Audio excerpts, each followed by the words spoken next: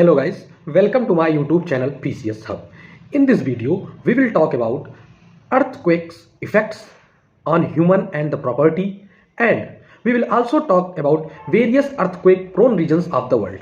तो इस वीडियो में हम लोग भूकंप से रिलेटेड जो बचे हुए टॉपिक्स हैं, जैसे कि भूकंप का इम्पैक्ट क्या पड़ता है मानव और प्रॉपर्टी पर, उसके साथ साथ हम लोग ये बात करेंगे कि वो अर्थक्वेक प्रोन रीजन्स कौन कौन से हैं वर्ल्ड के, और साथ ही साथ कुछ की टर्म्स जो थे वो रह गए थे अर्थक्वेक से रिलेटेड, जैसे होमोसिस्मल किसे बोलते हैं, आइसोसिस्मल किसे बोलते हैं, उसके बारे में हम लोग बात करेंगे। तो चलिए शुरू करते हैं ये आज का इंपॉर्टेंट लेक्चर। अगर अभी तक आप लोगों ने मेरे चैनल को सब्सक्राइब नहीं किया है तो प्लीज सब्सक्राइब करने का कष्ट करें। तो ये हमारी फर्स्ट जो है digital face to face class होने चल रही है, और अब मैं आपके सामने ऐसे ही digital face to face classes लेके आता रहूंगा।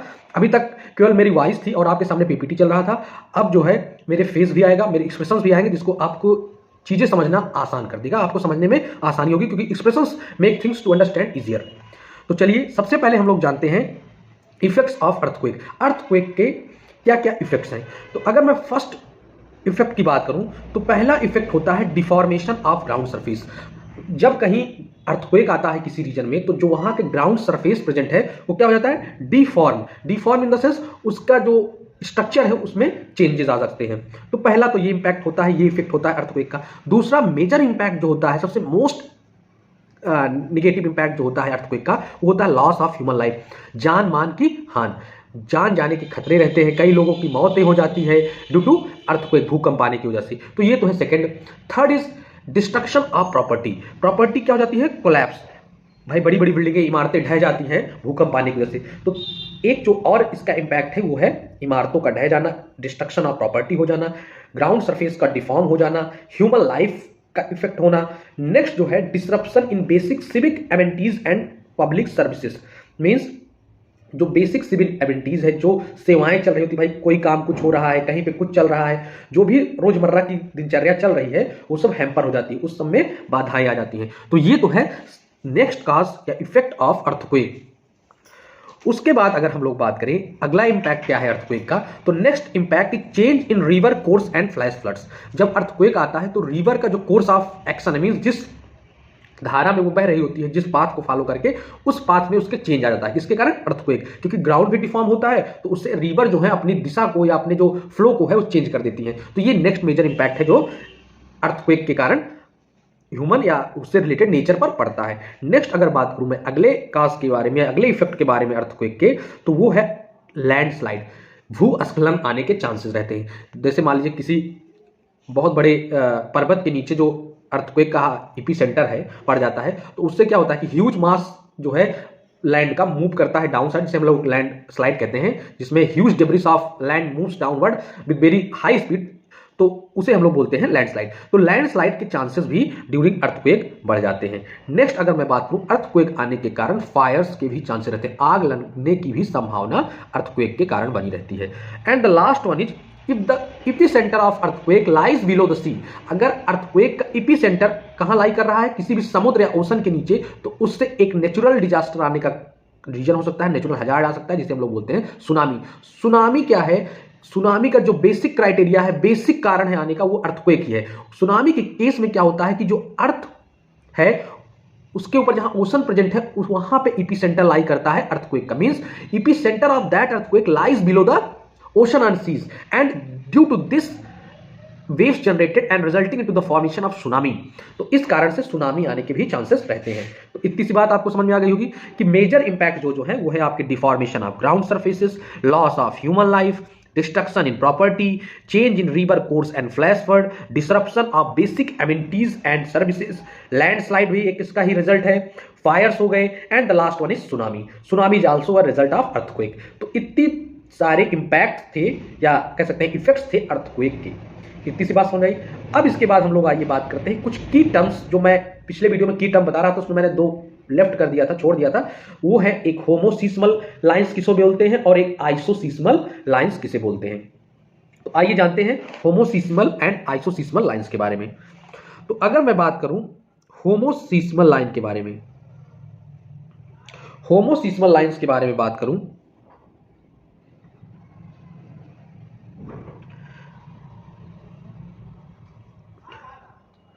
तो होमोसिस्मल लाइंस आर दोज रीजन्स, या ऐसी लाइन जो उन दो रीजन्स को कनेक्ट कर रही हो, ज्वाइन कर रही हो, जो एक्सपीरियंस कर रहे हो अर्थक्वेक या earthquake trimmers at the same times. Means two reasons which experience earthquake trimmers at the same time, और उन रीजन्स को जो लाइन कनेक्ट कर रही है उसे हम लोग बोलते हैं होमोसिस्मल लाइंस।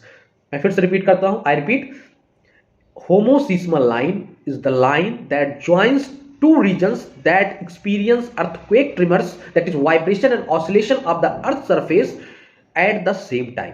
तो ये होता है आपका आइसोसिस्मल लाइंस। मैं लिख देता हूं, regions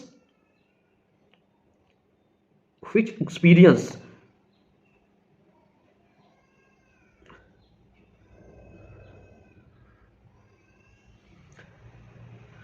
earthquake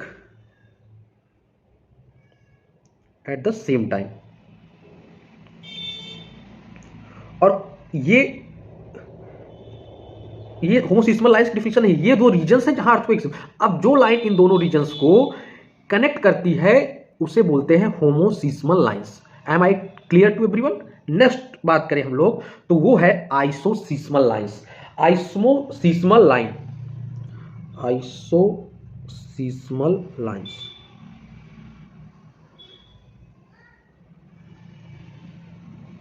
अगर मैं बात करूं आइसोसिस्मल लाइंस के बारे में, तो आइसोसिस्मल लाइंस आर दोज लाइंस, वो ऐसी लाइन है जो कनेक्ट करती हैं, जो ज्वाइन करती हैं दो रीजन्स को which experience the same amount of earthquake, that is the intensity of earthquake at both places will be the same। means ऐसा दो रीजन जहां पे सेम इंटेंसिटी का अर्थक्वेक महसूस हुआ हो, उस रीजन्स को जो लाइन ज्वाइन करती है उसे बोलते हैं आइसोसिस्मल लाइंस। क्या बोलते हैं? Lines joining two reasons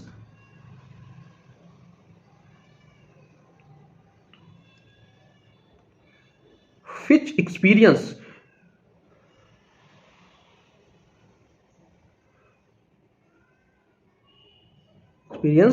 the earthquake of same intensity।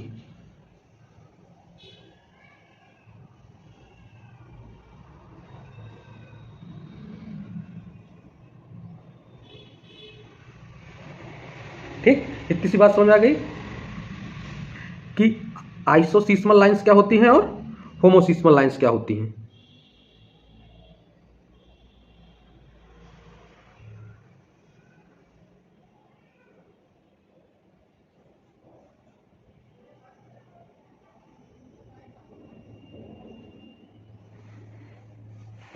Next अगर मैं बात करूं, आप लोगों को दो टॉपिक समझ आ गया, आइसोसिस्मल लाइंस क्या होती है, होमोसिस्मल लाइंस क्या होती है। नेक्स्ट मैं बात करूं अगर, तो हमारा जो अगला टॉपिक है वो है about the world distribution of earthquake. Earthquake का वर्ल्ड डिस्ट्रीब्यूशन, वर्ल्ड में कहाँ कहाँ से वो रीजन है, वो कौन कौन से रीजन है जहाँ पे अर्थक्वेक आने की प्रोबेबिलिटी बहुत ही हाई रहती है, उसके बारे में हम लोग बात करेंगे। तो मेजरली 3 रीजन है वर्ल्ड में जहाँ पे अर्थक्वेक आने की प्रोबेबिलिटी, जो कि हम कह सकते हैं कि they are the most earthquake prone regions. Earthquake की प्रोबेबिलिटी, अर्थक्वेक आने की चांसेस बहुत ज़्यादा हाई होते हैं। कौन कौन से 3 रीजन है? एक है आपका सर्कम पैसिफिक बेल्ट, दूसरा है आपका mid continental belt, and the third one is mid Atlantic ridge. ये 3 रीजन हैं जहां पे अर्थक्वेक आने की प्रोबेबिलिटी ज्यादा रहती है। तो सबसे पहले आइए जानते हैं हम लोग सर्कम पैसिफिक बेल्ट के बारे में। तो सर्कम पैसिफिक बेल्ट वो है जिसमें epicentre of the coastal margins of north and South America and east Asia representing eastern and western and. अब मैं बताता हूं क्या होता है। सर्कम पैसिफिक बेल्ट वो बेल्ट है जिसमें जो अर्थक्वेक का एपिसेंटर है वो आपके western side of North America and South America पे लाई करता है, और साथ ही साथ ईस्ट एशिया वाले हिस्से पे लाई करता है। और ये जो हिस्से हैं अर्थ के या वर्ल्ड के, वो आपका वेस्टर्न पैसिफिक ओशन वाले रीजन के पास पड़ता है और ईस्टर्न पैसिफिक वाले रीजन के पास पड़ता है। कहां कहां पड़ता है? एक वेस्टर्न पैसिफिक वाले रीजन के, एक ईस्टर्न पैसिफिक वाले रीजन के। और कौन कौन सी area? The North America, South America and the eastern coast of Asia and Australia. इस वाले रीजन को जो हम लोग जानते हैं, वहां पे जो अर्थक्वेक आने की प्रोबेबिलिटी होती है बहुत ज्यादा हाई, और उस बेल्ट को हम लोग बोलते हैं सर्कम पैसिफिक बेल्ट। आइए मैं इसको मैप पे लोकेट करके आपको दिखाता हूं।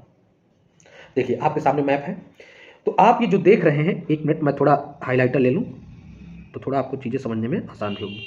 ये जो यूनाइटेड स्टेट्स और कनाडा वाले रीजन के पास है, ये रीजन दिखाई दे रहा हो जहां मैं हाईलाइट कर रहा हूं। इस रीजन में जो अर्थ क्वेक आने की प्रोबेबिलिटी होती है वो बहुत हाई होती है। और इसी रीजन को हम लोग, जो मैं मार्क कर रहा हूं, इसको हम लोग बोलते हैं क्या, मिड कॉन्टिनेंटल बेल्ट या mid continental, by mistake, circum Pacific belt. Circum Pacific belt, तो ये हो गया आपका western coast of North America and South America, and also in eastern Asia वाले रीजन में, जो जापान, फिलीपींस, ताइवान, ये वाला रीजन है, इधर जो ऑस्ट्रेलिया के बॉर्डर से होते हुए इधर टोंगा और न्यूजीलैंड वाले रीजन तक, तो इस रीजन पे भी प्रोबेबिलिटी बहुत ही हाई होती है किसकी, अर्थक्वेक आने की। देखिए आपके सामने मैप है, तो कहां कहां, ये western coast of North America, South America and eastern coast of Asia and Australia. और ये कौन सा रीजन रिप्रेजेंट कर रहा है, आपके पैसिफिक ओशन को रिप्रेजेंट कर रहा है। देखिए ये आपका, ये आपका पैसिफिक ओशन है वेस्टर्न साइड वाला, और ये आपका पैसिफिक ओशन है। तो ये कहां मेनली लाई करता है, eastern and western Pacific ocean के पास। तो ये तो था फर्स्ट आपका, that is circum Pacific belt. मैं नेमिंग कर दूं एक बार, ये आपका है सरकम पैसिफिक बेल्ट, जिसे हम लोग रिंग ऑफ फायर भी बोलते हैं। ये बात ध्यान रखिएगा कि which belt of earthquake is known as ring of fire, that it is circum Pacific belt which is known as the ring of fire, because it is very highly prone region of earthquake. The chances of earthquake occurrence is very high at that places, so that's why this region is known as circumpacific belt or the ring of fire belt.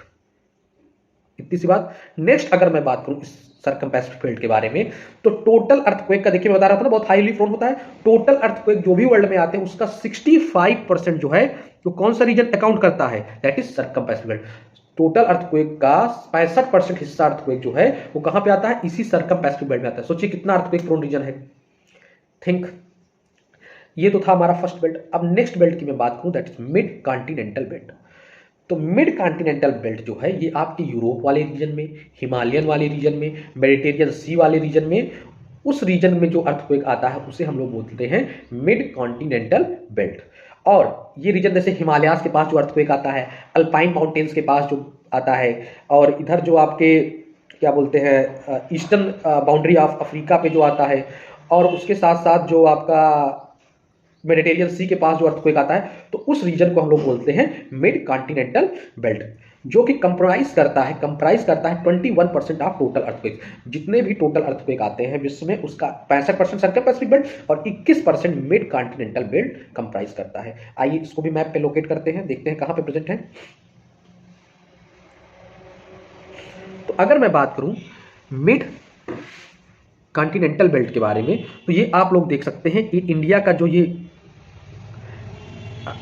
Himalayas वाला reason है, इधर Europe और Asia का कुछ part, इधर Asia के होते हुए ये रीजन जो आपका क्या बोलते हैं, इधर अरकयोमा माउंटेन तक of what we call it, हाँ म्यांमार वाले रीजन से होते हुए अरकयोमा वाले बेल्ट तक, तो इस रीजन को हम लोग बोलते हैं, क्या बोलते हैं। और इधर ईस्टर्न मार्जिन ऑफ अफ्रीका वाले रीजन को देखिए मैं पे लोकेट कर रहा हूं, तो इस रीजन को हम लोग बोलते हैं कौन सा, mid continental belt. Which belt it is known as, it is known as mid continental belt.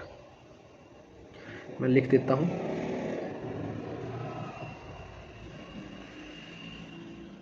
Mid continental belt.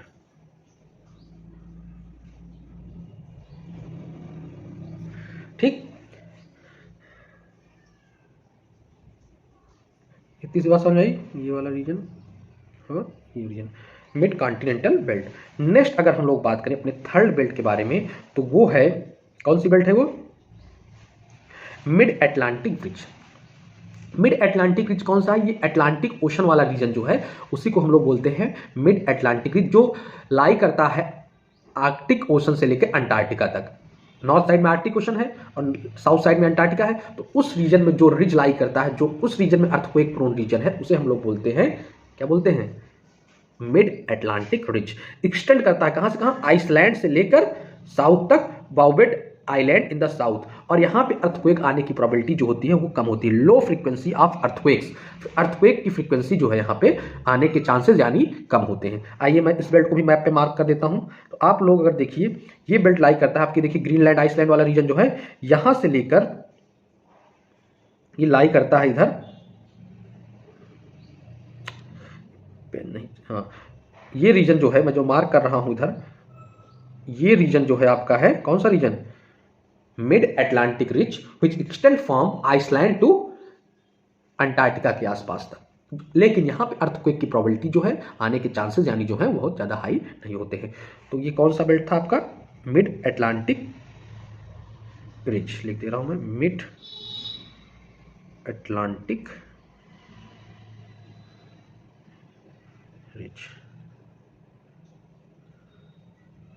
ठीक, तो ये तो थे important regions of earthquake, earthquake prone regions. कौन कौन से, 3 बेल्ट के बारे में हम लोगों ने पढ़ा। एक पढ़ा हम लोगों ने सर्कम पैसिफिक बेल्ट के बारे में, दूसरा हम लोगों ने पढ़ा मिड कॉन्टिनेंटल बेल्ट के बारे में, और तीसरा हम लोगों ने पढ़ा मिड अटलांटिक रिज के बारे में, जिसमें हम लोगों ने जाना कि जो सबसे ज्यादा अर्थक्वेक प्रोन रीजन है वो है सर्कम पैसिफिक बेल्ट, जिसे हम लोग रिंग ऑफ फायर भी कहते हैं, जो कंप्राइज करता है approx 65% of total earthquake occurring in the world. Then we talk about mid continental belt. Mid continental belt second है, जो एक्सटेंड करता है आपके इधर यूरोप, एशिया, इधर आपके हिमालयन बेल्ट से होते हुए अरकयोमा माउंटेन मतलब म्यांमार तक। इस रीजन को हम लोग बोलते हैं मिड कॉन्टिनेंटल बेल्ट, जो कंप्राइज करता है approx 21% of total earthquake regions of the world. और लास्ट में हम लोगों ने पढ़ा जो कि लो फ्रीक्वेंसी अर्थक्वेक्स वहां पे आते हैं, जहां पे प्रोबेबिलिटी उतनी हाई नहीं रहती, that is mid Atlantic ridge that extend from Iceland to approx Antarctica. So this is all about the impacts of earthquake and the major earthquake prone regions of the world. तो आज हमारा earthquake का topic complete होता है। अब हम लोग अपने अगले लेक्चर में बात करेंगे सुनामी के बारे में, then we talk about volcanism. तो ये टॉपिक्स आपके एग्जाम पर्सपेक्टिव से बहुत ही ज्यादा इंपॉर्टेंट है, specially for prelims and mains both, क्योंकि प्रीलिम्स में भी कई क्वेश्चन पूछे जा सकते हैं। जैसे अगर बेसिक एग्जाम में कोई, मैं बहुत आईएएस रैंक के एग्जाम की बात नहीं कर रहा हूं, मैं बेसिक एग्जाम बोलूं तो बेसिक से किसी भी एग्जाम में, एसएससी में या आपके टेट, सुपर टेट या किसी भी एग्जाम में, मान लीजिए बैंक का आप एग्जाम दे, तो बेसिक क्वेश्चन पूछ सकता है which of the following region is known as ring of fire, या which of the following earthquake belt is known as ring of fire belt. तो इस टाइप क्वेश्चन थोड़ा डीप में क्वेश्चन है तो हो सकता है स्टेटमेंट बेस्ड पूछ लेता है, स्टेट पीसीएस में, यूपी पीसीएस में, एमपी पीसीएस में, बीपीएससी में हो सकता है कि इस टाइप के क्वेश्चन स्टेटमेंट बेस्ड में आपको एक स्टेटमेंट को पूछ ले, which of the following statement are correct. तो इस टाइप के क्वेश्चन पूछे जा सकते हैं। सो कृपया करके आप लोग इन क्वेश्चंस को ध्यान में रखिए, इस टॉपिक को ध्यान में रखिए, और इसी के साथ हमारा अर्थक्वेक का आज टॉपिक कंप्लीट होता है। अब हमारा जो अगला टॉपिक होगा वो सुनामी होगा, और देन उसके बाद वोल्केनोस। और अगर अभी तक आप लोगों ने चैनल को सब्सक्राइब नहीं किया है तो प्लीज सब्सक्राइब करिए। मैं चैनल को और बेहतर बनाने के लिए कुछ ना कुछ नई नई चीजें इसमें ऐड करता जा रहा हूं, क्योंकि प्रैक्टिस में एक समय परफेक्ट, धीरे धीरे एक्सपीरियंस होता जा रहा है मुझे भी। तो जो एक चैनल शुरू हुआ था एक बेसिक से, अब धीरे धीरे उसमें नई नई टेक्निक, जैसे आज देखिए आप फेस टू फेस भी कनेक्ट हम लोग होने लगे हैं धीरे धीरे, और जो इसमें लूप होल्स हैं चैनल में, इन द सेंस अगर वॉइस प्रॉब्लम है या पीपीटी में कोई प्रॉब्लम है तो आप लोग कृपया करके कमेंट करके सजेस्ट भी कर सकते हैं, ये आप लोग जरूर करिए। अगर कोई भी आपको समस्या आ रही है पढ़ने में या चैनल में, कोई भी आपको ऐसा लग रहा है कि ये चीज़ें मुझे दिक्कत कर रही हैं, यहाँ पे चैनल में वॉइस क्लियर नहीं है या पीपीटी में कुछ प्रॉब्लम है या कोई और समस्या आपको जो भी लग रही हो, आप लोग बेझिझक प्लीज़ कमेंट करके बताइए, और मैं उसको अपनी तरफ से पूरा प्रयत्न करूँगा कि उसको रिजॉल्व करूँ, ताकि चैनल और का ग्रोथ हो और हमारा आपका इंटरेक्शन जो हो और बेटर हो सके, ताकि मेरी चीजें जो मैं डिलीवर कर रहा हूं वो आपके तक और आसानी से पहुंचे, आपको और सरलता से चीजें समझ में आए। तो प्लीज अगर अभी तक चैनल को सब्सक्राइब नहीं किया है तो प्लीज सब्सक्राइब करिए, बड़ी मेहनत से बनता है एक वीडियो। तो मिलते हैं अगले वीडियो में, तब तक के लिए जय हिंद, जय भारत।